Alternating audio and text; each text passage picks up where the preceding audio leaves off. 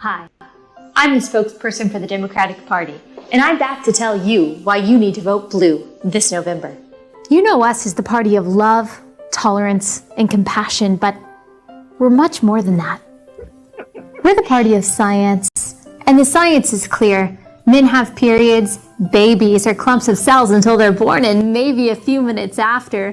Vaccines save lives unless they're developed while Trump is president, and voting for us will end hurricanes, wildfires, and tornadoes. As our nation reels from a pandemic with at least a 98% survival rate, we need a party that understands that riots, liquor stores, and abortion clinics are immune to the virus, while churches and schools are dangerous and must be shut down. It's for your safety. Democrats stand for justice. That means we'll ruin a man's life based on no evidence because we believe all women, unless your name is Tara Reade. As fighters for justice, we have a winning message from our activist base. Abolish the police and prison systems. At the same time, we'll push to take away your guns and eliminate single-family housing zones. It'll be fine. Our commitment to justice also means we'll stand by as the lives, businesses, and property of people who did nothing wrong are destroyed. That's because we believe Black Lives Matter. Trump is a racist. He just is. And even though he's explicitly condemned white supremacy multiple times, it's not enough and it never will be. Come to think of it, he hasn't been quite clear enough on his stances on cannibalism, pushing people in front of moving trains, or Ted Bundy either. It really makes you wonder. In Joe Biden, we have a champion for the BIPOC, primarily by authoring a bill that sent thousands of them to prison. And most recently, he compassionately pointed out that all black people think the same way, and that if you don't vote for him, you ain't black. He's right, of course. The only real black people are the ones who agree with us on everything. And those who don't, well, we have every right to belittle and demean them. That's what we call anti-racism. Democrats are the party of the poor, the marginalized, and people of color, as is reflected in our leadership and our party's biggest donors. Y hablamos español. One thing Democrats are best at is exciting our base. We do this by coming up with stories we know will make you angry, and then dropping them entirely without corrections when they get old. Like accusing Kavanaugh of gang rape or Trump of stealing mailboxes. That was fun. Trump is a scary, evil dictator. So scary that absolutely no one is afraid to criticize him, lie about him, openly wish death upon him, or call him a clown in a live debate. That's why we believe he won't concede in November. Sure, it's been 4 years and we still haven't accepted the results of the last election, but that's because reasons. The GOP will do anything to stay in power. Democrats are just trying to preserve our democracy by packing the courts, abolishing the Electoral College, and reconfiguring the Senate. We go back and forth between believing Trump is a conniving genius or a bumbling buffoon, but one thing is clear. He is not mentally fit to be president. Our candidate is sharp, and not at all in cognitive decline. I mean, who really knows what the Declaration of Independence says anyway? And who are you to say Corn Pop isn't real? The choice is clear. And once again, we're confident that through censorship, manipulation, bullying, and maybe a little ballot harvesting, we'll get our way. Why? Because we care about you. So much so that we're willing to wear you down until you fear getting silenced, doxxed, fired, or ruined if you don't agree with our agenda. That's love. I'm the spokesperson for the Democratic Party. Vote for us in November. Wow. Welcome to the Dire Wolf Show, where we believe that America is exceptional and that our constitutional rights should never be infringed. I am I want to Dire vote for them now. On our show, we bring you the truth Pretty and convincing. debunk fake news. Wow, that if was a you great love commercial by laughing at the Blaze. insanity of the regressive left, sit back and relax. Boy, do I have a show for you. We are live in 3, 2, 1. Welcome back, Wolfpack. Unidentified secret dire wolf here for our weekly news recap behind enemy lines on YouTube where speech is not free and the truth is demonetized. Alongside me is Fox Trevize. How you doing, buddy? I am doing fantastic, though I am confused as to what on earth that voice was. I was trying to mix it up and be funny. It made Did me it work? uncomfortable. Well, then I've achieved one thing of value. Yeah, so there is one measure of success. Yes. I do profit from you being uncomfortable. So, gotta keep you on your toes, right? So, thank you very much for those who have sponsored us. That includes, but is not limited to, Kaylet, Oremain, Nathan, Cameron, Tetris Freak, Slowpoke, Thunder Erican, who remains female for now, and the White Lion. And a special thank you. Though it is a choice. I can revoke that at any time. Also, thank you to Timberwolf for your donations and helping manage the Discord. So, we got a doozy of a show for you. A dozy. A doozy. A doozy. That was a fun way to start it off, though, right? Yes, it was. Also, thank you very much for everyone who likes, shares, subscribes. You guys make us grow. Otherwise, we wouldn't. And YouTube would probably strangle us to death because they hate us. Now, only because I know this is about to be like a 4-hour show. We were going to talk about this at the end, but because some of you might not make it to the end, we might not make it to the end. I'll say up front. So we will be doing an election stream on Election Day on Tuesday. It is Tuesday, right? I already took off Tuesday, so Tuesday. No, I took off Wednesday. Yeah, Took off Wednesday as well. Yes. So we will we'll start streaming. We're both working on Tuesday, but we'll start streaming sometime in the late afternoon in the maybe between 6 and 8 p.m. Eastern range, and then we'll stream for as long as we feel like. You are welcome to join us. I know we got a lot of streams going on that night. There's a lot of creators will be doing live streams that night. So, and I assume a lot of people will be popping in between them anyways. So feel free to drop by. Feel free to have us as one of your many streams. We will be discussing all of the election-related things that day. Tonight we could have talked about all the polls and what's going to happen the next 2 days, but it's really not going to change what's actually going to happen. And we might as well save all of that for the super long stream on Election Day when we actually know. Anybody who's telling you anything about what the polls mean at this point, they're just making it up.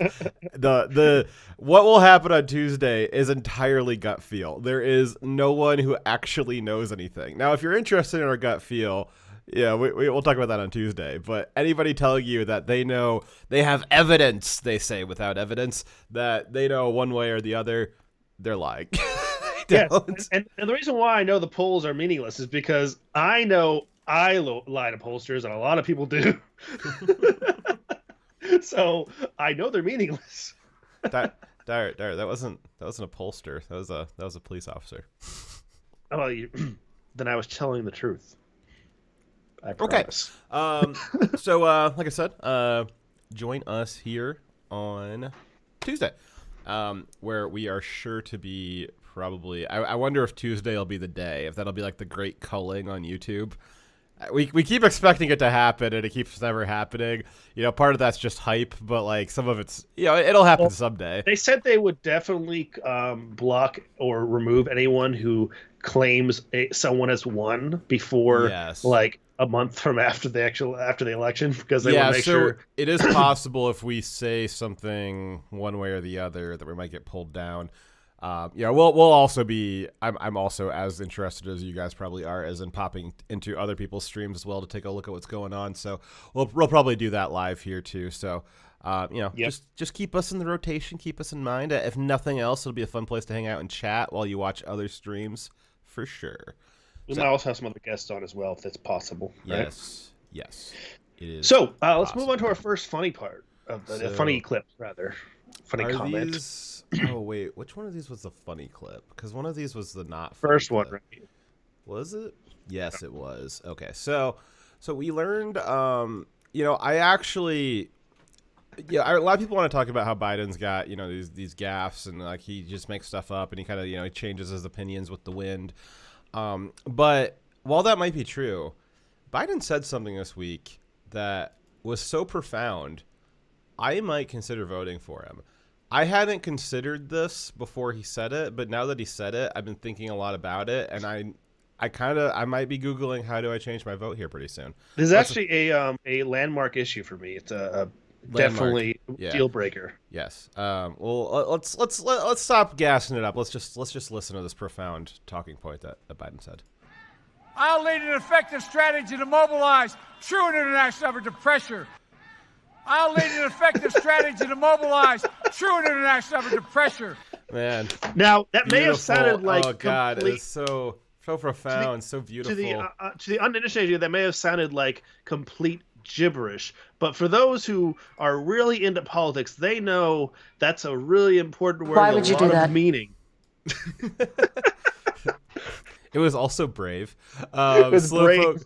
Slowpoke for $2 said, "Of course, YouTube isn't for free speech. After I got a friend demonetized for quote unquote going crazy and ranted about brown power during a friend's stream joke." Oh god. oh dear. Yes. Yeah, I mean, true anonymous base of pressure is I mean, that has got to be the issue, the defining issue of our generation. I mean, if you don't have strong feelings about true anonymous pressure, I don't think that you've been paying attention. Right. I mean, that deciding now how we're going to mobilize for that is going to determine whether our country mobilize for what, Dyer? True anonymous pressure. that word. So it's going to determine the future for our country and whether we remain a country at all. Yes. And I think if you really love America, you need to have an opinion and a strong position on how we will mobilize that. And Biden's the only one who's said he has a position on this, that he's for it. And you know what? I think we should demand that Trump come out today and tell us how he plans on dealing with this serious issue. I don't know. I don't know, because Biden he's been a little coy with it. He hasn't said what his strategy is to mobilize true anonymous pressure, but he does say that he had it. And I don't know what's in that strategy, but I imagine it involves drinking a lot of cafefe. All right. Yes. Okay, next video. So our next one is a less funny one, right? Is this where you want to talk about the yes, trucks? Okay. I still think it's funny. I still think it is. So the trucks? Yes, explain the trucks part though, or what's happening here. You had to. Okay. So well, we'll play this one first. So this was in Texas. Biden has been doing a rally every other day in various areas, and for some reason he's campaigning in Texas, which I don't know. The campaigns don't make any sense anymore, so I'm not going to read too much into that. But this is... You ready? He was greeted by some Trump supporters when he went down to Texas. This giant bus that you see is the Biden-Harris, or the Harris-Biden bus. And you can see it is escorted by Trump supporters with MAGA flags. Now... this actually ended up with Biden and Harris canceling their rally in Texas because the Trump supporters were they wanted to come see what was going on. And there was an incident that happened during this, we'll call it a parade, that got a lot of Democrats up in arms. They're panicking. It was the right-wing white supremacist extremism. It was madness. It was terrorism. It was terrorism, Dyer. No, it wasn't. So what was the terrorism? So this vehicle here in white was trying to move the truck off the road. It was moving into his lane, and the truck didn't let him. Because he didn't move, they brushed tires right there. That's what happened. Yeah. Now, this is the angle that went out, and even at this angle, you can see... No, it's easy to tell. So, you look at this, you got to back it up a little bit. So, you can see this is a few seconds before this is going to happen. So, you can see this, you got the Biden-Harris bus, and then directly behind it is a white van. And that white van, where is it at in relationship to its lane? Between the two lanes. It should be in the center lane, but it has moved over into it's straddling the lane. And you can see, you can see the darker colored truck on the other side of this. I know there's white trucks in front of both of them, but you can see over on the edge of the frame, this white truck is actually getting run off the lane. Like there's not a fourth lane over there. There's only 3 lanes.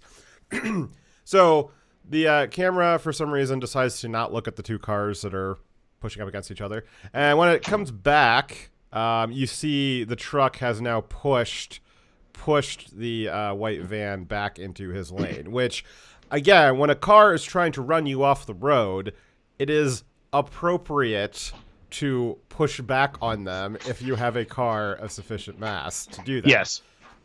And they were risking the truck actually running into something on the side of the road because you could easily cause a crash, having it be forcing or a car pulled over or something like that.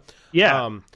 Now this is a slightly different angle that doesn't quite show them brushing up against each other, but it does show much more clearly. You can see, again, this white van up in front of this white truck. It is straddling the lanes, and you can see it. You can see it straddling the lanes and trying to put pressure onto this truck over here. Now, did the truck need to be running up against the tailgate there? Yeah, probably not. But is it illegal? Not as illegal as ramming a truck with your car. So, if it doesn't quite pass you can see that van trying to put a bunch of pressure onto that truck, and then the truck eventually will say, "No, I'm not having that." Yeah, it's trying to push him out of the lane. Obviously, this is a very classic case of fuck around, find out, where the Democrats or liberals will escalate and escalate and escalate and escalate and escalate, and then there's a response. And they're like, oh my God, can you believe that he hit me? It's like, yeah, but like you burned down his house and like destroyed his business. Yeah. So now let's get on to the question about whether or not it was a evil or bad thing for these Trump supporters to be they are harassing the Biden-Harris convoy, right? So I think that I personally would not do this or recommend this, because I would think, what if this was Trump's caravan and they did this to us? I would be upset about that. So then, because I can empathize about and I don't want this done to me, I would say that we shouldn't do it to them. However, I am not pissed off at these Trump supporters. I'm not going to correct them, because the standard that has been set by the Kamala Harris and Biden campaign is that they will fund and they will advocate for and they will defend people going and beating up Trump supporters, destroying their property, destroying a property of random people, burning down people's homes, going to people at restaurants and harassing them. That's what they said is okay. And that's what they support. So when you set that low of a moral standard, how can you even be upset for a second that someone waved flags around you on the road? Yeah, we live in a society, right? So society has always been it's a continuous renegotiation of acceptable norms. Obviously, culture shifts throughout the years, and that shift only occurs via that negotiation process. The left has ceased negotiation of where the norms are. And so now there's no boundary for the right on how we should express ourselves politically. There's no boundary of acceptable norms, because the left has made it now acceptable to be full scale, literally burning down buildings, burning down businesses, burning down houses, executing political opponents in the streets. They've pushed the bar about as far over as you can go. So right now, the right, the only boundary we have for how far we should go is our own internal moral compass. Now, this whole situation, I defend, like you said, this doesn't even come close. Even if the left hadn't gone nuts, I don't even know if that's a relevant point at this point. I think driving around with cars with the flags on it and a parade style is perfectly normal and acceptable. And I think that would have been acceptable in 2016, 2008, 2004, 2000. I don't see this as anything above and beyond.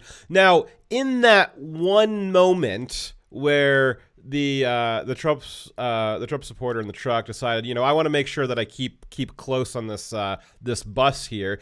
Was that maybe a little unnecessary? Yeah, but is every time somebody tailgates a large like a semi or a bus, is every time somebody's tailgating, is that a political statement, or is that just because you're an asshole driver? I'm going to go with the more likely it was an aggressive driving tactic. But you've got then the Democrat who's like, well, I'm just going to go ahead and decide to use my minivan to ram. I don't even know what the hell kind of truck that is, but that was a big fucking truck. I guarantee you it weighs at least twice as much as that van does, because that van is probably just a bunch of like composite dust with like a 4-cylinder in it, and that truck's probably a good V8 in there or more, with a lot of steel reinforcement in it. It wasn't a smart choice to try to go No. smallest speed versus truck. Yeah, which is pretty that. typical of pretty typical of the the left not knowing what. Now, what I do wonder and what I may be concerned about is it is possible that the chase cars for the bus were filled with Secret Service and they were unmarked. So it is actually entirely possible that van could be an agent, and I don't know that. I just thought of that just now, and I think it is entirely plausible that is the case. So it is possible that this might look really bad. I don't think it's going to sway the polls one way or the other in the next few days. But on the off chance that is a Secret Service truck, or a Secret Service van, I don't know. They said it was a staffer. It was reported to be a staffer. If it was really a Secret Service agent, I don't know if they would necessarily advertise that is their tactic to ride in unmarked vehicles. I think their tactics are probably pretty well known just from study, but Absolutely do that. it's I think of that. What do you think on that? It's very possible. And does that make it right or wrong? Like if an officer of the law is in an unmarked vehicle and just rams you on the highway, like, is it your fault that you didn't know that they were law enforcement? It doesn't matter. So essentially, unless an officer has announced himself or their vehicle has markings, they are, as far as road laws are concerned, they are treated like any other person on the road, because you don't know they have they're giving you orders based off of any level of authority, right? Yeah. So basically, if a police officer busts in your house, if they haven't announced themselves as a police officer, then you are rightfully to assume they could be someone just breaking into your house. That's not a police officer. Yeah. So here's my thought. Why I'm opposed to this is because I don't like fucking around in vehicles. I think that you are playing around with something that at high speeds that it can be dangerous, and trying to get this up close to harass them. I wouldn't do that because I wouldn't want to assume the inherent risk of doing that. I think you should driving to drive. I don't think that we should be adding additional risk to it. Now, that's my personal opinion, but what I would do, I wouldn't do this, right? But again, I need to apply their standard for what they're okay with. So they should be okay with this. So I'm not going to be upset. I also saw it reported on Twitter, which obviously means that it's verified. Why is my Stream Deck not working? Hold on a second. I also saw... Be gone from me, you soy boy beta cock. The transaction is complete. Didn't the Democrats literally surround and harass Republican congressmen in the streets of Washington, D.C. in exactly the same way, only they did it on foot, and their intention wasn't a parade, it was to attack elected officials? Yes, you're absolutely right. They should be okay with this. They are actually attacking people, and this is no way morally comparable. Yeah, like, the right will drive around in cars and, like, just parade with... And again, I think it's just I think it's a relatively harmless parade tactic. They weren't ramming the bus. They weren't trying to run the bus off the road. Though the left did try to report that. The left was trying to say that they were trying to run the bus off the road, and that just isn't true at all. There is no video footage of that happening.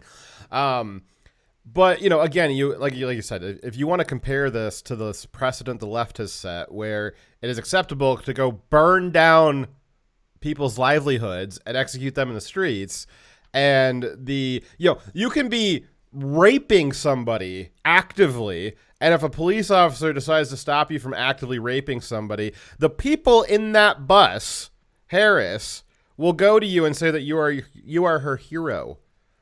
I don't know. So I'm glad that that's the standard to get Kamala Harris to come visit you, because I don't think I'll ever do that, and I definitely don't want to accidentally have Kamala Harris visit me. It's like, you say you say Biden 3 times in the mirror and you spin around like in a dark bathroom and he'll appear.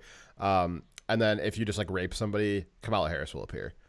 So, jeez Louise. So in general, driving a vehicle high speeds is a dangerous task is it's got a small amount of danger if everyone's driving defensively, right? Everyone's following the rules. You're not trying to make a political statement. I think that when you start modifying your driving behavior because you're trying to make a political statement, you're inherently going to increase the risk, and I just wouldn't want to do that. I care far too much about not damaging my property or the property of others or harming people in my car. Now, this did happen in Texas, and so I saw it reported on Twitter, which, again, that means it's fact, right?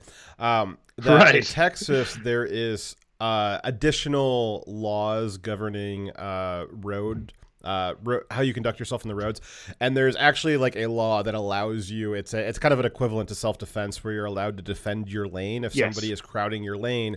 You are actually legally allowed to push them back out of your lane to defend your position. And that makes perfect sense because your car is also considered your castle in Texas. Yep. And you being forced to move out of your lane is more dangerous in many situations than just defending your lane. An example would be if they try to force you into someone else's car or off the road into an obstacle. Yes, it makes more sense in that context to just bump their car back in their lane, right? Yep.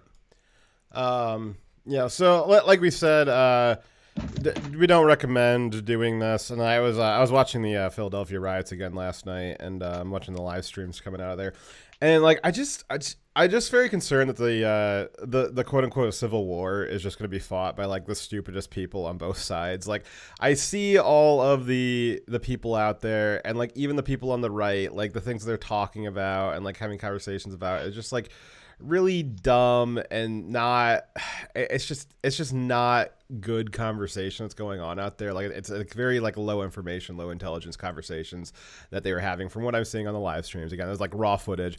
Same thing on the left, to the extent that they are able to use their words and not just like screech and throw Molotov cocktails. Their conversations are also equally like uneducated. So it's I now this is not to say if you are having issues in your town and you choose to defend property that is yours, or to choose to defend property that is an associate of yours, that is a decision that you can make. It's a passive decision. It's a defensive position. But going out to go do a counter protest or to go drive your car around, it is absolutely your right to do so. From a tactical perspective, we recommend not doing it. Yeah.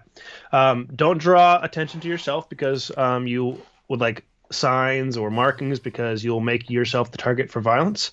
Don't go to places that will be where there likely will be violence. It doesn't amplify the effect of your vote going out there with armed to counter protest Antifa. However, it does have the possible result of you getting injured or enabled or lose your ability to vote. So think tactically what's going to have the best effect, right? Yeah. Defend your property, defend your life, vote. Anyways, let's go to our first story. Because we've only it's only been 30 minutes. So okay, so something Orange Man bad. Oh, that's ominous. So there has been a pretty consistent formula for the legacy media, and yes, I consider Huffington Post to be legacy media, even though they're a internet media company. Oh no, we did this story. Yes. So the pretty consistent formula for the legacy media the last 4 years is something Orange Man bad. But they're now getting so lazy that they're not even filling in the somethings anymore. Here's a tweet from the Huffington Post. Quote, "A tape might exist of Trump doing something in an elevator, though exactly where that something is and what that something might be, no one in the media can say. That's because no one in the media seems to have seen the tape or is even confident that it exists." We heard a rumor. It probably isn't true. We don't know.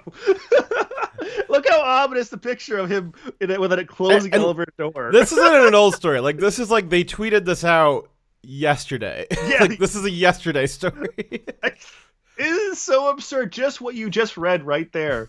Like, I thought for sure this was The Onion. It's convincingly Onion-esque. So clicking on this tweet takes you to an article titled "The Hunt for Every Trump Supporter's white whale. Trump reporter. Sorry. The hunt for every Trump reporter's white whale. The elevator tape. All your favorite media outlets are racing to find a damning tape that might not even exist. This is also their reporting on themselves. Well, hold on. We'll get to that. So that title is a lot to break down there. So specifically, Trump reporters, not just reporters. You'd think that we get some maybe Biden reporters if he ends up winning, or is it only ever? Possibly. What's that? News reporters possibly. Yes, exactly. Now in there they said the hunt, as in the hunt for every Trump reporter's white whale. So they said the hunt. Now if you happen to add an ER to the end of that, they would be a lot less interested in it. Of course not. We can't talk about Hunter. And then I said white whale, which is, in my opinion, both racist and fat shaming. And then they said so. They have feelings, you know. Yeah. Jeez. So again, we're breaking down this title here. It's a lot to break down. Every word is in a novel. So the hunt for every Trump reporter's white whale, the elevator tapes. All your favorite media outlets are racing. So all your favorite media. They definitely know what kind of readership they are peddling Orange Man bad conspiracies to. Because I don't think any of my favorite media are racing to find the damning tape that might not even exist. And also, you know, that last part there, they are racing to find a damning tape, which explains why everyone is too busy to look into the Bidens. It's so absurd. Yes, that's probably what I was going to write there, where I just wrote this and did not complete the sentence. Let's see here. And then the very last part is tapes that might not even exist, just like the P tape. Yes. So we've already seen that the media will. Why would you do that? Wow. They will do stories upon stories for years without anything to base those stories off of. Anonymous sources that are referring to documents that don't even exist. And then even those documents, after they are shown to not exist, they will still report on that story as if it were true. And just like the P tape, just like a lot of the claims they made about Trump-Russia collusion, completely baseless. Nancy Pelosi, as recently as Thursday, said that Trump got help from the Russians in the 2016 election. Right. So they will report off of non-existent evidence about complete lies or conjecture or rumors. But they won't report on Hunter Biden and we talking about 3 laptops worth of information in his entire Don't get into account? the Hunter stuff. We have literally an hour and a half on the Hunter. But we have an hour and a half on the Hunter segment. Don't even worry about that. We will get to that. Evidence, can't report on that, can't verify it. That's what they say. We can't verify it. But then they will. It's unverifiable. But we'll report on something that literally doesn't exist, and we know it. We can't find it. Okay. Hey, well, you know, Dyer. It's when you commit a crime in your imagination, it's they don't have jurisdiction in your imagination. Okay. The best or most ridiculous part of the story is that this isn't even an article about the non-existent tape itself. It's an article about the media looking for the tape that doesn't exist. It's a meta story reporting on the media. They have so run out of Orange Man bad stories. They are now reporting on how they are searching for more Orange Man bad stories. So meta. The original story was from the Daily Beast and was, I want to say reported, but it's not report really. It's literally the whole point of the story is that there is no story. That was the original Daily Beast report. It was a report about how there was nothing to find, but supposedly there was something to find. So it wasn't really a report. I guess I would call it more of like a blog, maybe like a creative writing post. I'm not sure. So let's stick with blog. Okay, so blog. So the original story was from a Daily Beast blog post from 2018, which is only important because of where it says the supposed tape is from, if it had existed. The Daily Beast says that this supposed tape that no one has seen is scrap footage from The Apprentice, which would have been hosted by NBC. So this would have been scrap footage left over on an NBC server or footage room somewhere. Wait, the same NBC that previously released scrap footage of Trump saying "grab him by the pussy"? Yes, that same NBC. And we're supposed to believe that they also have a damning tape of Trump doing something somewhere at some time, and they didn't already release it? Yes. I find that hard to believe. Good sir. How do I nominate someone for a Pulitzer? I think Huffington Post needs a Pulitzer. Is that because the Pulitzer is actually given to people who have no credibility? Yes. I want to make a media award called the Le Mans. It'd be like the Lemon Award, but it'd be called Le Mans instead. Yes. It would be for people that are as bad or worse than Le Mans. One of the stories that we didn't get to tonight was Don Lemon does not he doesn't want to be friends with you. he's separating from his friends. I love how we're only 40 minutes into the show and you're already accepting that we're gonna not get to stuff for the show. No, I never included that story. Like it never made it into the show map, so that's why I wanted to bring it up because it was funny. Yeah, Don Lemon earlier this week said that he was going to be cutting off his friends that support Trump, and he wasn't going to be associated. Drug addict. Yeah, which is funny that he decided to call them I think he said even like a crack addiction. I think he referenced crack too, which is like, man, like what about your friends that have actual crack addictions, like Hunter? Yeah, I'm so close to talking about Hunter with an actual addiction for crack.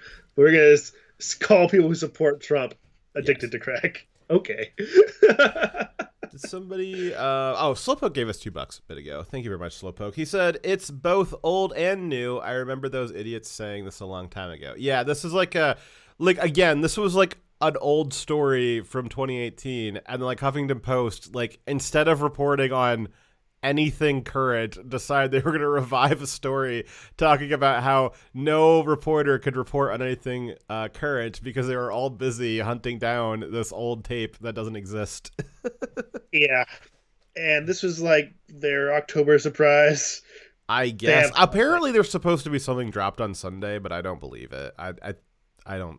2 days before the election. Most people have already voted. Well, not literally most people, but a lot of people have already voted. It's a lot. I think they're up to like 60 million early votes already, which is like, that's like a third of like what the expected voter total would be.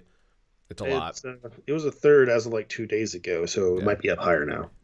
You're higher. All right, so yeah, just take that. Ready for the next story? I don't know where to take that. Is that bad? I guess ready for the first story, because this was literally a story about a thing that wasn't a story, about another thing that wasn't a story, and now we're talking about it. And like, I feel kind of dirty for having gotten us. Yeah, did we just report on non-news just like they did? We reported on them not reporting on things that didn't exist. I don't know. My head hurts. All right, next story. Riot. But not the song. So the news, I don't know why news is capitalized, but the news this week has followed the predictable and repetitive cycle by highlighting yet another black person who committed suicide by running at a cop with a knife and having the expected result of that. They then used, the media and Black Lives Matter, then used this as cynical justification for rioting and destruction and terrorism. I am very sure that you are all very familiar with how this works by now, from George Floyd and Breonna Taylor, who was a drug dealer, and Jacob Blake, who was a rapist. The death of criminals who attack cops, rape women, and overdose themselves on camera are blamed on the cops who happened to be there when they did that. Recently, cops were blamed for the death of a man who committed suicide by shooting himself in the head on camera with witnesses, with no cops around, and for the death of a man who ran from the cops on a moped and he was killed in a car wreck not involving the police. Yep, that happened. I didn't know that happened. That's funny. He started running for the cops, so they tried pulling him over, and he's got hit by another car and died. Is that racist? No, but they blame the cops for that. Like, you should have chased him. Like, we just tried to do a traffic stop, but he sped off and got hit by a car going to the intersection on a red light. It's not our fault. Like, how do you blame them for that? He drove recklessly through a red light, got hit by a car, and died. There's no cop involvement there. You could have just got a ticket. It wouldn't have been that bad. This week's story is no less absurd. In Philadelphia, cops shot and killed Walter Wallace Jr., a black man who chased after the police officers with a knife. The officers were called to the scene because Mr. Wallace was threatening to harm other people in his family with said knife. They said, "We have a violent man here with a knife." So they came there, and that guy with a knife ran after them with said knife, and they tried retreating. They gave him warnings to drop the knife, and they kept coming at them. And he was shot dead because he tried to kill police officers. Any rational person would call this justice, but Antifa and BLM, otherwise known as Biden supporters, call this institutional racism. Now, Dyer, I know that you know this because I already told you this, but just pretend like you hadn't heard it. Did you hear what his mom said after he got shot and killed? Why did they tase him? No. She said that they didn't need to shoot him because he normally drops the knife. He normally drops the knife. Yeah, and so it was funny because like, he had clearly not been acting in the normal procedure of dropping the knife because it resulted in them needing to call the cops in. And so the mom was like, he wasn't going to stab you. He would have dropped the knife. And it's like, clearly, like, at what point, like, if you guys can go look at the body cam footage, it's out there. We're not, no need to test the YouTube waters here tonight with our stream. But the camera footage is out there. Like, this guy was like 2 steps away from the cop when the cop finally shot him. Like, he was really, really damn close. And it's like, well, I mean, I don't know. Like, were we just like supposed to expect that like one more step he was gonna drop the knife? Like, it is completely insane. And it's heart goes out to a mother losing a child, but like, I don't know. I mean, there's some responsibility when you raise a kid and he turns out like that. There's like a little bit of responsibility into like cause and effect with the parents. Nobody wants to say that, but like, I'll say bipolar. He had to show had a medical issue. Is he bipolar or is he an asshole? Because I think that they tend to rely on this. They tend to rely on these medical diagnoses of like, oh, he's bipolar. Like, that's kind of like a catch-all for like people who are just dicks and like irrational and like are like inconsolable. Maybe we need like a new like term for that, because like there is a condition for bipolar that's like chemically testable. Like, it is a particular chemical reaction. And there's people who are just like rabid animals, and that was this guy. Sorry, I'm assuming when they say that he's bipolar that he's been diagnosed because of the chemical imbalance in his brain. Am I wrong on that? Because that's what I would assume, because that's what that word means. Psychology is a softer science. They don't necessarily have to test for that. It's mostly symptom based, so they don't necessarily do empirical testing before they will diagnose you. Well, great. I'm glad they added in that, lack of confidence in the diagnosis. That just makes me so happy. Moving on. Well, and it's actually entirely possible. People say it's a little bit conspiratorial, but I don't think it's like too crazy, because it's literally a warning on the label. As you get people who get overdiagnosed for psychological issues, they give them some pills. On the back of those pills, it says like, hey, like, this might make you feel better, or it may make you go on like a homicidal rage, like, also way worse. Yeah, like or like give you fur tongue. But like, it's just like, it's very possible that this guy was being over medicated, and like that's part of the reason why he snapped. Like, that doesn't justify what he did. It doesn't make it. Yeah, like, but they want to like rely on this, like, oh, he was mentally ill. And I heard this argument that the police shouldn't shoot somebody who's mentally ill. And I texted you earlier after I'd thought about it. Ridiculous. Yeah, I thought about it, and I guess think through this when I say it. I don't want an immediate reaction from chat, but think through it. I think it is if you assume the prior that it is moral to shoot somebody who's attacking you in self-defense, the mental ability of that person in that moment is completely irrelevant. It is just as moral to shoot and kill a mentally somebody who's having an episode who's coming at you with the intent to kill. It is morally justifiable to shoot and kill them as with the exact same moral level as it is to shoot somebody who is fully mentally aware of themselves and also choosing to come after you. Because the underlying question of should you let them kill that person or should you stop them from killing a person doesn't change based off of them having a mental issue. Right? Mm-hmm. So I completely agree with you. Now, obviously, I want this person to have got the proper treatment so he's not dangerous. So I'm not sure what that is. I'm just saying that, yes, when someone has a mental issue, I want them to be taken care of. However, at the time that they are a violent person with a knife trying to kill someone, you are having to choose between, do I defend my life or the life of others, or do I let them kill them? And that's not that you can't blame someone. You can't say someone's wrong for defending themselves. And the police officer did nothing wrong here.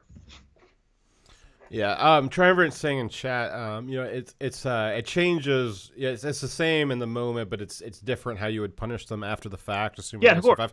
And I absolutely agree with that. Yeah, that's absolutely. This isn't punishment. Yeah, exactly. And my moral calculation there is talking about like that instant in time where it's irrelevant what the mental capacity of the person is that's attacking you. If they're attacking you, then you have not the right to kill them, but you have every right to protect your own life. Like that's where the right comes from. Is you have a again, it's an inalienable right. It doesn't come from the government. It comes from God or the universe or whatever. But it comes from something that's not a human construct. You have just in you an intrinsic right to protect your own life, and that it doesn't matter what it is that's attacking you or what you have to do to protect your own life. Yeah, I'm really tired of this argument. This guy also, this Wallace guy, wouldn't you know? Would you be surprised to hear, Dyer, that he has a rap sheet a mile long of very violent crimes? Would that surprise you? Okay, yeah. So once again, breaking those kinds of stories would be Stephen Crowder from Ladder with Crowder, because for some reason it falls to Crowder, the comedian, to actually do the legwork on looking through people's criminal records. Crowder broke George Floyd's criminal record. He broke Jacob Blake's criminal record. He broke Rosenbaum's criminal record, and then he's broken this guy's criminal record. Like, that is...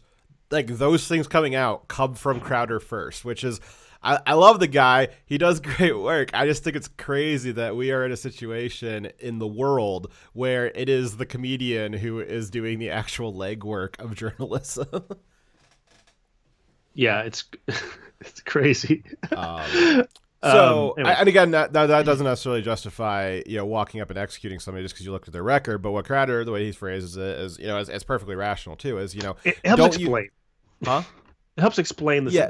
Well, no. Crowder says it helps inform the police when they're walking out of a situation like that. Okay, this guy has a history of taking stuff way too far. If he starts escalating, like i.e. being one step away from you with a knife running full speed, there's a good chance that he's not going to de-escalate on his own. Like that is what they realize after they read that rap sheet, and they it's a good chance that they try to do that reading on the way to the scene after they get the call. And given how long the rap sheet was, they probably didn't get it finished before. I do want to make 2 points though. There's 2 arguments that were made. Is why didn't they tase him? Well, taser is a non-lethal that is not always effective, and when someone is at the range that guy was from the police officer, he's very much within lethal range, and if the taser did not work, he could very easily kill the police officer and he'd only be more angry. So that you don't go with, I guess, lethal weapon with a non-lethal, right?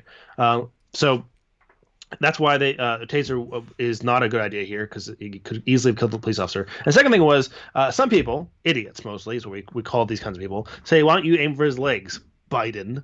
Mm-hmm. because there's a bunch of other people in this video, and they could easily shot someone else with a bullet bouncing off because they shot towards the legs, and they could have still missed the moving targets of his legs, and he could have still gotten and killed the police officer. It is dumb. It is irresponsible to shoot for someone's limbs. Yeah. All right. So in response, thousands of violent rioters and looters spread out across several square miles of Philadelphia, looting stores, Walmarts, and strip malls, and a Five Below, following the shooting of Wallace. The very limited police presence was completely incapable or unwilling to control the situation, which it was actually unwilling. And are you going to bring up who the police chief was? No. Did they confirm it? Oh, you didn't know who the police chief was? All right, I'll say that in a second. So they are unconfirmed reports that the police were ordered to stand down, which is probably confirmed after what I'm about to say. The police did show up. They lacked, though they lacked riot equipment, and they were too few in number to make the arrests. The riots would just leave. Rioters would just go to leave and loot the stores and other parts of the city that were left undefended. And so, getting some information from Elijah Schaefer from The Blaze. He was on the ground that night. He got his ass beat in a Five Below, unfortunately. But he does good reporting on the ground, and not like the Daily Caller getting involved in every fucking police arrest, contributing to the riot and chasing Kyle and all that stuff. No, Elijah's actually really good at doing his job of on the ground reporting. So what Elijah was saying was that this was the broadest scale riot he's seen, and he's been to like 30 or 40 of them over the course of the summer. He's always seen it within it's within a couple of blocks. This one was spread out across miles and miles, and he said it was actually interesting because you had Antifa was rioting / protesting in one area of the city because they had a disagreement with the BLM leadership earlier in the night. And then BLM and a lot of we always see this with the Antifa's usually white. There was a lot of black people out there looting. This was supposed to be a BLM event, and BLM decided to go loot stuff in the other part of the city. So the cops kind of had their time split between various areas of the city across a really broad range of the city. And so you had BLM looting on one side and Antifa burning cars, as you can see here in this picture, on the other side of town. So I was very, very, very spread out.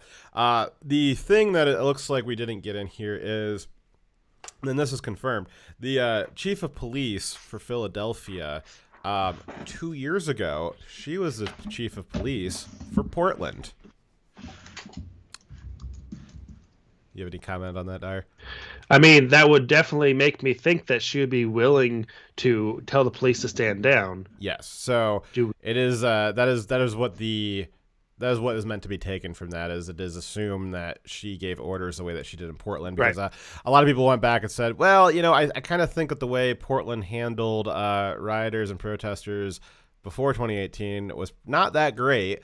And we can see that Philadelphia was like, ooh, that's a failing police system. We want some of that over here. And they hired her for some reason. So I'm aware of the assumption, but I said it was unconfirmed because there isn't a confirmation of that assumption. And they did do some arrests. So like Tuesday, they arrested 30 people. I believe Elijah Schaefer said that he had some off the record interviews with police officers saying that they were told to let it go. So I was unable to confirm it. But yes, we can definitely extrapolate that would likely be the case. But also, if you look at the police officers and the many video clips of them getting their asses handed to them, they don't have the proper gear to do riot control. They have helmets on and some billy clubs, but they don't have the protective gear on, and that's why a lot of them got hurt. I thought the police were militarized, though. Apparently, they got defunded. So on Tuesday night, people it'll be fine. Yeah, you know what the funding goes to? Protective equipment. And training. And also enough of them. Yeah, and training prevents bad things from happening. So like I said, that they made 30 arrests on just one day on Tuesday, but there was multiple shootings, many of which the police were unable to respond to. I think there was as many as 15 is what I was hearing. And a lot of them were like a good number of that 15 were like kids, like under 18. Yeah. And it was mostly looters shooting other looters over loot. Or random people who were not involved in the protest / riot. So when the police did show up, they lacked the riot equipment they were required, and they were far too few numbers to actually make the arrest of people who are actually committing the crimes. So the riots would have multiple viral videos show the police were at the mercy of the mob. Officers had objects thrown at them, and they didn't have protective gear to protect them. One officer was run over by a rider in a truck, and another officer was set on fire, though whether or not that was related to the protest, they're not sure, but I think it was. My personal opinion, without evidence, is that the guy who set the police officer on fire by throwing something into his car during the time of the riots was probably doing so because he had the same sentiment as the rioters. I don't know, Dar. That's a pretty large leap. You're gonna need a lot of yarn to make that conspiracy web there. I think it's pretty likely. So there was over 33 officers that are injured by only the second day of rioting. So the mayor of Philadelphia, Kim Kennedy, Democrat, imposed a curfew on Wednesday and called for the National Guard. What a fascist! Yep. Hundreds of National Guard with protective gear and the rifles actually showed up. And in Philadelphia, there was a Walmart. Walmart said that for their locations in Philadelphia, they've removed all gun and ammunitions from their sales floors as a precaution for safety for their associates and customers, because they were afraid that they would be the rioters would come to their Walmart, steal guns and ammo, making the situation even more dangerous, and the police would not be able to protect them, which is probably accurate. Yeah, so that's actually that's kind of like an untold story during this. And I don't have any good sources on it, but from what I've heard from the gun community YouTubers is that there's actually an untold story about the number of firearms that have been stolen during the summer, during all these riots and stuff, and that could cause problems for people in the future. Obviously, anytime, surprise, surprise, the gun community is not for illegally obtained firearms. Yep. Surprise. And it's danger for two reasons, actually. Other than the fact that there's been a huge upswing in gun violence in those areas where these riotings have been permitted, not just related to the riots, but because now people have stolen weapons. They now have more weapons to go commit other crimes. And there's also the risk that someone could try selling a stolen gun to a lawful, law-abiding purchaser. Yeah. And they could have committed a crime by having an unlicensed weapon by mistake. Yeah. So that's something to watch out for. All right. So, rioting also took place in D.C. D.C. and other cities are boarding up their businesses in anticipation of widespread unrest during and after the election. Why would there be rioting and unrest after the source of that violence is no mystery. I think it's a mystery. 2 officials from ICE reported that ICE was preparing for a nationwide unrest, and that they were planning to defend federal properties that would likely be targeted. ICE does that? Antifa and BLM, however, have made it very clear that they will be targeting Trump supporters. The addresses of Trump supporters have been posted online. Threats have been mailed to some of them, and those ones were real. Those ones weren't from the Iranians. And Trump supporters have been attacked in their homes and executed in the streets twice now. The unrest will not just be at federal properties. If you are in a suburb of a big city, or God forbid, you live in a big city, like we're talking like 40,000 or more in your city, if you have some buildings downtown that are taller than 4 stories, you need to be prepared. I would also highly recommend you go shopping this weekend. If you have not gone shopping already, you need to be kind of like how we recommended that everybody kind of start bulking up on food and supplies and stuff like that before the pandemic. I think maybe that's some of the stuff that we'll talk about on election night. We'll do a little bit of a year-end review for us, because I think we actually did a very good job of reporting throughout the entire pandemic. I think that we were just ahead of the curve on everything, and I can't think of anything that we said definitively that was wrong. We were just reporting on what the current updates were and all that stuff. But just like that, you guys know, I'm sure you guys are already prepped for that, but do your shopping this weekend. You don't want to have to go to the stores next week. I don't think that's going to be great. And if you haven't stocked up on ammo yet, you're probably SOL, because I have my range today. They didn't even have 22 long rifle. I bought a 22 long rifle pistol specifically so that there would be ammo to shoot in it, and they were even out of that. like when crazy. You're on a 22 long rifle, like that's like the simplest, tiniest, easiest to make bullet ever, and they're fucking out of it. I was like, you got 223? No. Do you got 5.56? No. Do you got 9? No. You got 22 long rifle though? He's like, no. I was like, oh, what the fuck? Like, that was the whole reason I bought that one, so I could have something to shoot. I went to the base, the store on the base, and I asked at the gun counter if I could buy some 5.56, and he laughed at me. The civilian at the gun counter laughed at me. Yeah. I'm offended. He's like, no, we have no ammo. So I was telling you this earlier this week, Dyer, but I one of the more local gun shops in my area. I went there to go buy some accessories, and I was just also check to see if that's some ammo.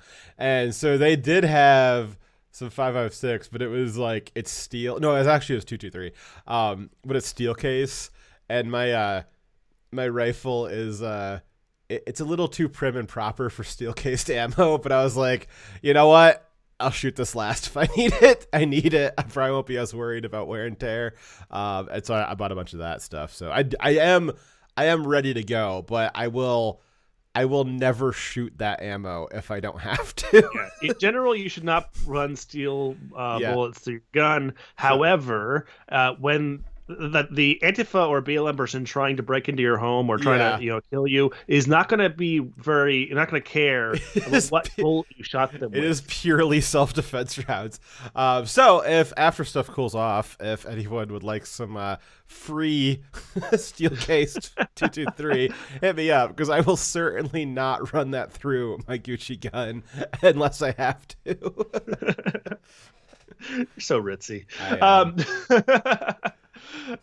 Any case, the important part was you questioned whether or not ICE does this kind of thing. Yes, they are a law enforcement arm, and they have lots of facilities that are currently targets for violence because of all the rhetoric around ICE being evil. And so there was that one gunman who tried to burn down an ICE facility that was apparently where he thought they were housing so the logical thing to do was to burn it down with the children inside, right? That makes sense. He thought there was immigrant children inside this detention facility. Let's burn it down. That will save them. That's how Democrats think. Not at all.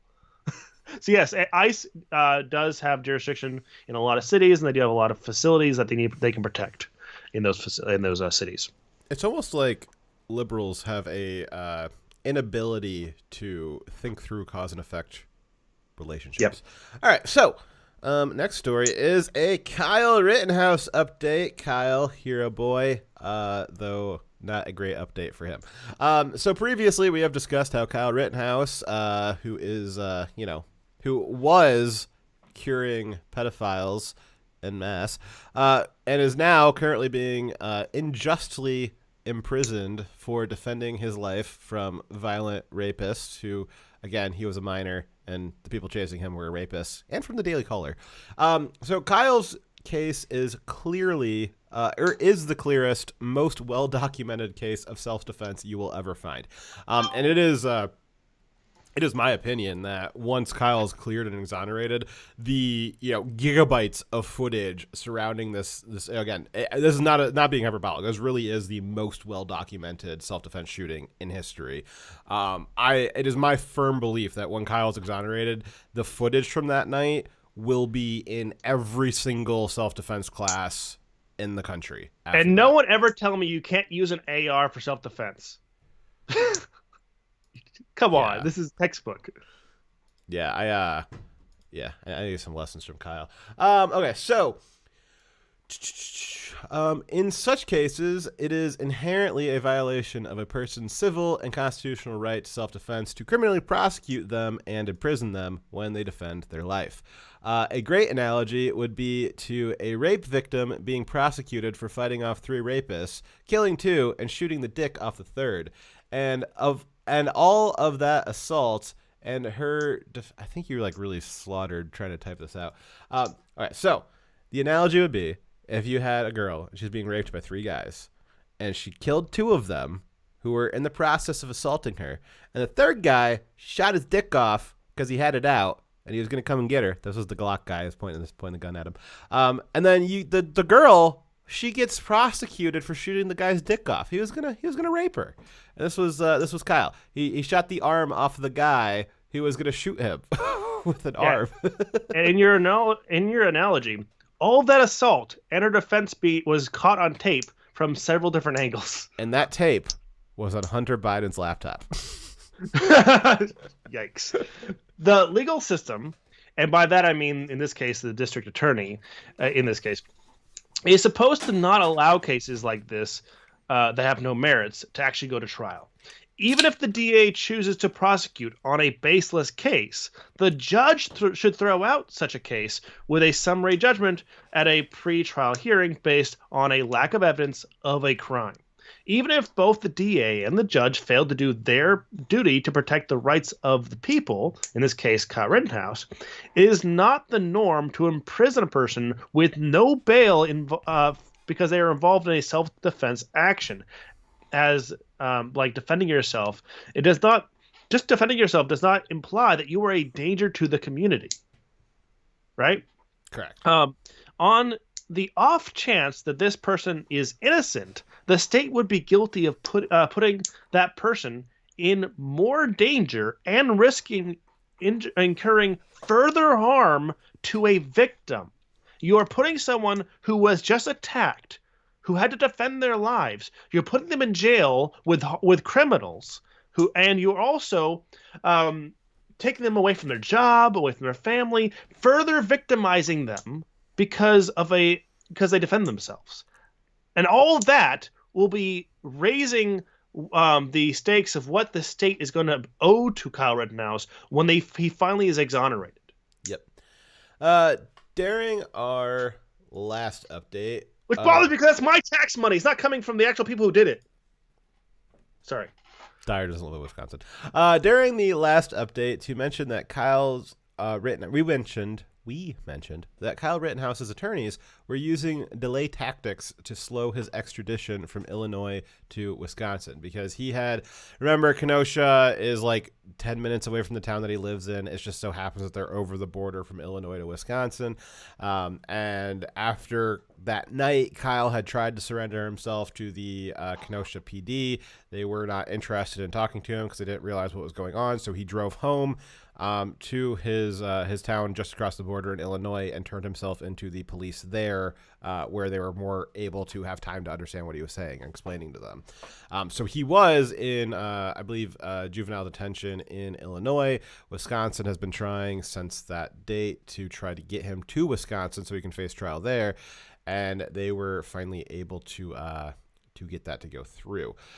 There are very few legal precedents for a state to deny extradition, so Illinois didn't have a lot of standing to deny Kyle's transfer to Wisconsin, and let's be honest, the state of Illinois probably wasn't fighting that hard.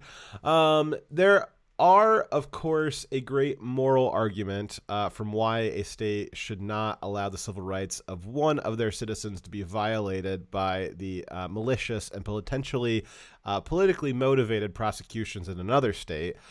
It would be great for the Supreme Court to be given a chance to rule on a case like this, or at least one of the circuit courts, because I think I'd have to go to the circuit court first. This situation is not dissimilar to a pre-Civil War Union state refusing to extradite a black person to a southern slave state to be tried for escaping their captors. Yeah, that was pretty common that after a slave escaped the South, they would come up to the North. The North would refuse to send them back down to the South to face trial and prosecution because the North believed in civil rights. And I'm from the side of the country that won all of our wars. In both cases, the premise of the prosecution is a violation of civil rights. And I think one of your most foundational civil rights is the right to self-defense. Yes. So just to foot stomp this, I think that the Supreme Court should have a chance to address this again. They already have. The Supreme Court has ruled on extradition from states in general, but they haven't had the chance to rule on a case where the prosecution is so clearly a violation of someone's rights. Just like that great example you use, where the prosecution of a black man by a slave state, of course, would not be acceptable by the northern states because they see that prosecution at all as being premised on a violations of someone's right. Just like the prosecution of someone for defending themselves is so clearly with no evidence of them committing any crime, that itself is violating his right to defend himself. So Kyle Rittenhouse's attorney chose to argue that Rittenhouse should be released from custody because Wisconsin's extradition request included a technical error. A judge in Illinois on Friday denied that argument, and Kyle was transported to Kenosha County Jail, which, by the way, did not have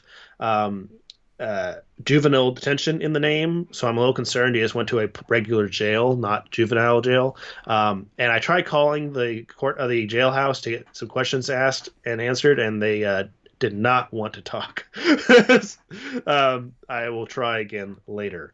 The defense had also claimed that Illinois would violate Kyle Rittenhouse's constitutional rights by sending him to Wisconsin. I agree with that. He also noted that the holding state plays a limited role in extradition, and that Rittenhouse's constitutional and self-defense claims need to be raised in Wisconsin. So the judge in Illinois said that it is not his place to question whether or not the prosecution is unconstitutional, that it has to be raised in the court where he's being accused. I disagree. Well, yes. I think it's unfortunate. You get Lady Liberty is supposed to be blind justice, and you get these kind of high profile cases, and where if you just presented this to a judge as a hypothetical, he'd probably say, "Nah, that doesn't sound quite right." But when you present it as this is it's this high intensity political situation. And they have to decide on it, and they know that if they decide outside the politics, then there's going to be problems. I wonder, it's this idea that the government officials are also citizens of the government that they are presiding in, and I wonder if there's some. I don't know how you would possibly implement it, but I wonder if there's some appropriate measure of judges should be kept in seclusion, and they should be presenting cases with all the names redacted. That way, they if there was a cop or if there was a judge who they do 3-month rotations, he's just locked down for 3 months, isn't allowed any media contact, and then he just gets handed this case and it says, redacted 17-year-old self-defense against redacted pedophile.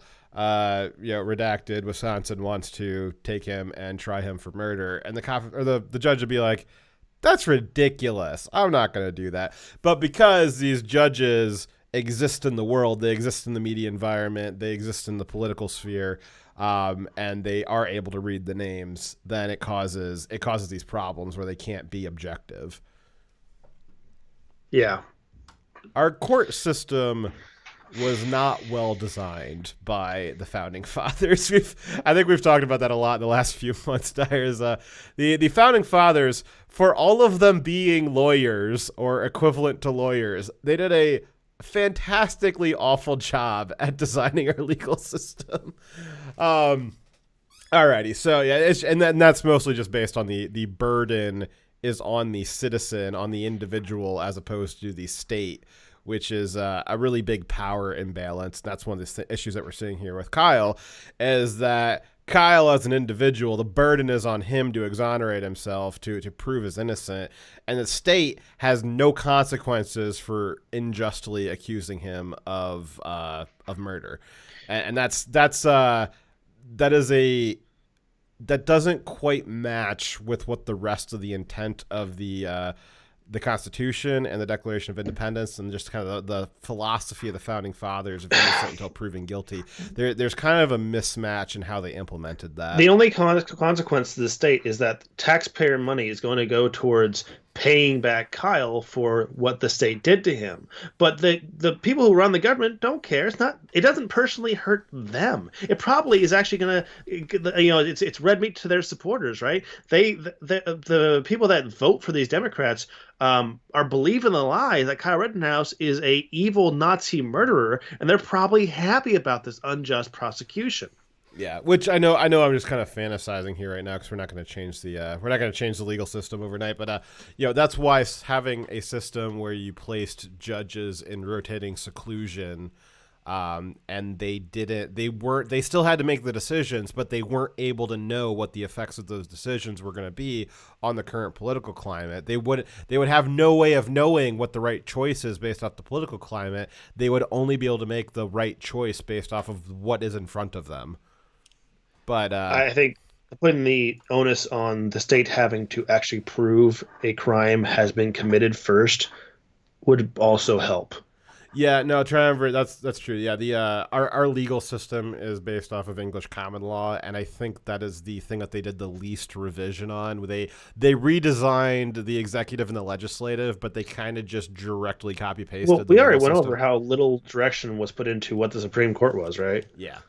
But all of the state legal systems are based off of a similar doctrines, and they had similar founding documents at the time, or the newer states based their founding legal documents off of the founding legal documents of previous states, and the founding fathers also set up the initial state for how each state handled their legal system. So they I guess thank the British.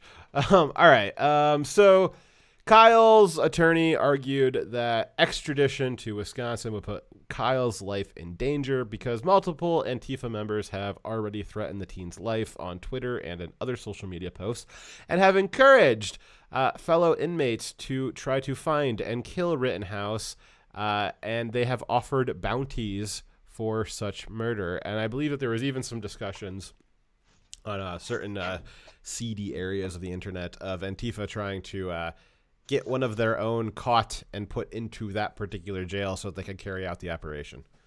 Yes. So, I called the detention center where he's at, or the jail where he's at.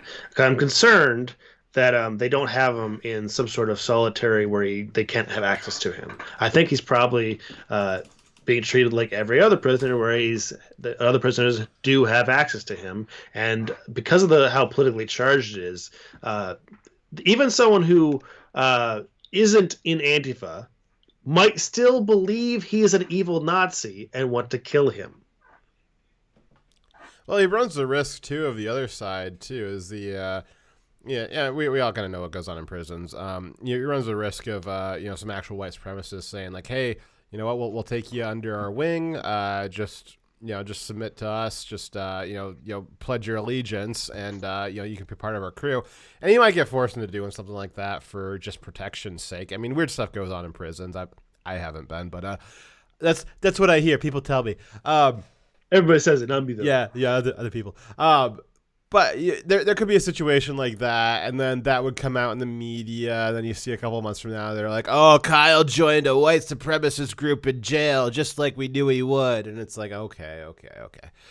So it's a very unfortunate situation. Unlike the previous story of the guy who got what was coming to him after he ran at a cop with a knife, my heart doesn't break for that. My heart breaks for Kyle here, where you got somebody who was, again, very, very well documented. There is no ambiguity into the right and wrongness of this. It was just a good self-defense shoot, a second good self-defense shoot, and a third good self-defense shoot. We already done all the breakdowns on this. Yep. But it is one of the highest injustices to prosecute somebody for defending their own life, because the only way that they could have avoided prosecution is to have not lived. That is probably the peak injustice, certainly within America, and the ideals and philosophies that govern America. Prosecuting somebody for the audacity of them not allowing someone to kill them is that is peak injustice. Yeah. So why the hell do so many people believe he is a Nazi? Why are they calling for him to be, killed in jail? Oh. Why? Yeah. Is there so much pressure? Though they should have caved, so much pressure to have him charged with the crime is because of the irresponsible and dishonest coverage by the mainstream media, and also egged on and supported by Antifa and BLM, who are knowingly lying about what he did because they want support to be opposed to him. Right? They want people to hate him. It's politically advantageous for them to spread that lie. So. There's a few examples of a mountain of articles that have lied about Kyle Rittenhouse and the situation. But most people just normies, anyone who knows about this story at all, is very likely they know the narrative that's been spun by the mainstream media and not actually the truth. So, and one example will be from the Daily Mail. This is a recent article. Daily Mail did an article that says Kyle bragged about being a vigilante before the shooting. Now, in the article, they refer to, but do not actually give the video for which they're referring to. And in the video, if you actually know, like you've seen the videos of Kyle prior to the shooting, you know that he wasn't bragging about being a vigilante. The direct quote they pulled from was actually when he was saying that he had to be armed because he was going into harm's way to help people with his med kit, and that he might be subject to violence in doing that. That statement I just told to you is almost verbatim of what he said. It's a little bit off, but it definitely is not him bragging about being a vigilante. It was bragging about, or explaining more like, that he's helping people on both sides, including the rioters who were being injured. And he was only explaining he had a gun to defend himself. So the Daily Mail lied and said he was bragging about being a vigilante, which is going to sway people's opinion about him. Another story, also recent, was from Now This News, and they published an article saying Kenosha shooting survivor says Rittenhouse supporters are sending him death threats. So in the story, they're saying that a bunch of evil white Nazi guys who support Rittenhouse are sending death threats to the guy who tried to kill Kyle. But completely, this is trying to paint a picture that the support for Kyle Rittenhouse is all based off of violent, hateful people, and for which they say Kyle Rittenhouse is a part of that group.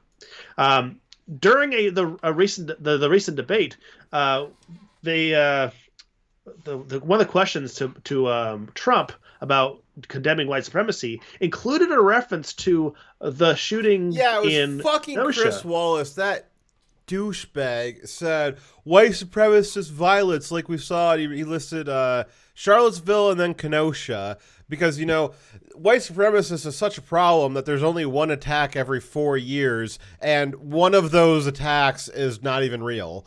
But yeah, Chris Wallace referenced in the same breath as Charlottesville, which condemn and disavow always have. Same breath as Charlottesville, that was a targeted attack by white nationalists. In the same breath, he references Kenosha. What on earth could he possibly be talking about in Kenosha?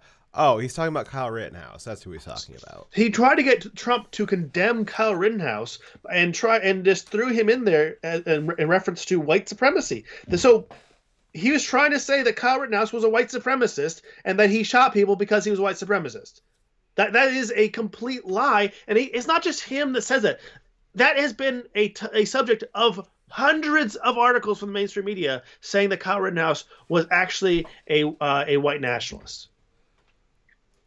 Yeah. Based on zero evidence, by the way.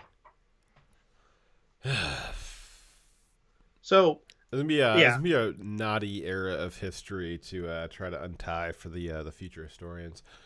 So what's going to happen eventually is there's going to be a long, drawn-out, expensive court case where eventually Kyle, after being punished with lots of jail time, will eventually get exonerated or possibly die in jail because of the danger they put him in.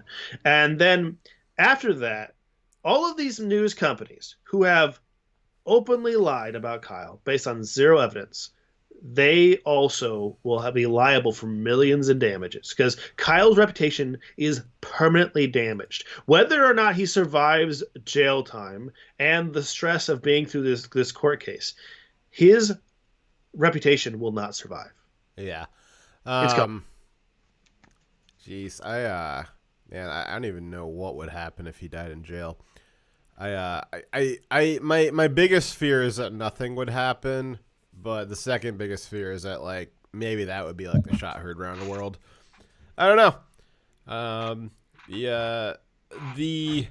The right, which I would equate to America. America and American values are preserved exclusively on the right now, whereas the left has been, they're openly antithetical to America and American values. So America traditionally, and in current era, the right, America traditionally has always been extremely slow to anger, and by anger I mean war.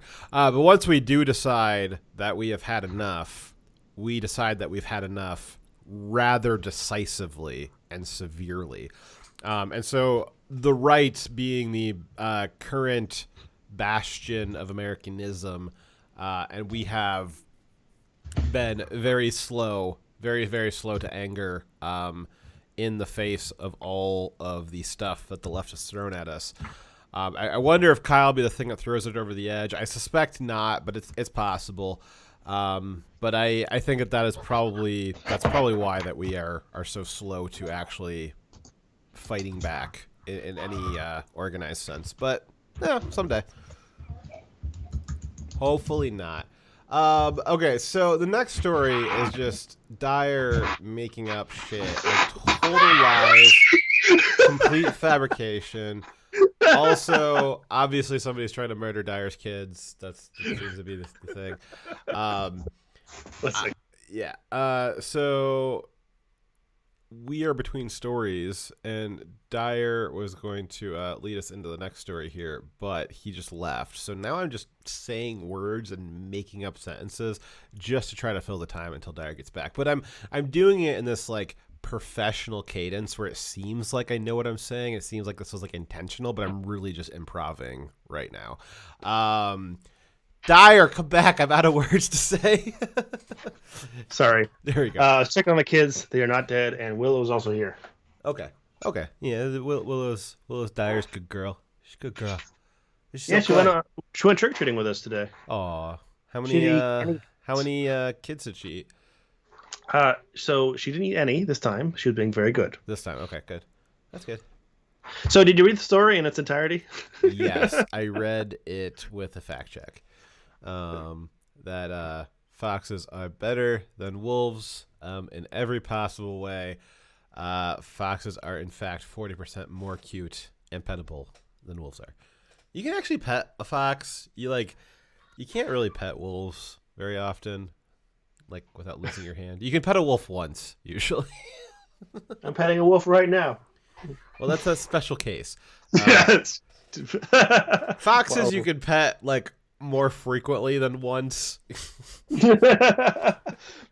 But I don't know. An online survey with one respondent did verify that the wolves are better. So yeah, but we all know the polls are shit. Total bunk. Are you saying that one respondent was a liar? Yeah. I see y'all on YouTube over here. I just posted a link in chat. Please run over to DLive because our next story is a Hunter Biden update that you will not want to miss. So join us over on DLive or Twitch. That's fun. Do we still stream on Periscope on Twitter? So it looks like Periscope's not working, or we got banned. Yeah, that seems about accurate. So we're going to be talking about the Hunter Biden update. We're also going to be talking about the Senate hearing with Twitter and Facebook and some other people. Also, federal employees are sad because Orange Man. They got the blues because of the Orange Man. And then we also got a gun update from the ATF. They have some kind of crazy scheme to take away your guns. With or without a Joe Biden presidency, the ATF is making some moves to outlaw guns. You don't want to miss that if you got guns, because you could be a felon. That's actually the big spoiler alert. Is you might be a felon. The ATF made 15 million new felons this week, so that's very exciting. But if you don't want to miss all that stuff, head over to dlive.tv/direwolf. Isn't it nice how the ATF can just print felons like that? Right? It's like felon inflation, like felon printer go burr. All right, YouTube, I'm turning you guys off. Please go to the link below and join us on DLive. Again, you guys can join. You can run on DLive with your YouTube login. You can log in, same login you use on YouTube. You can use that for DLive. It's perfectly fine.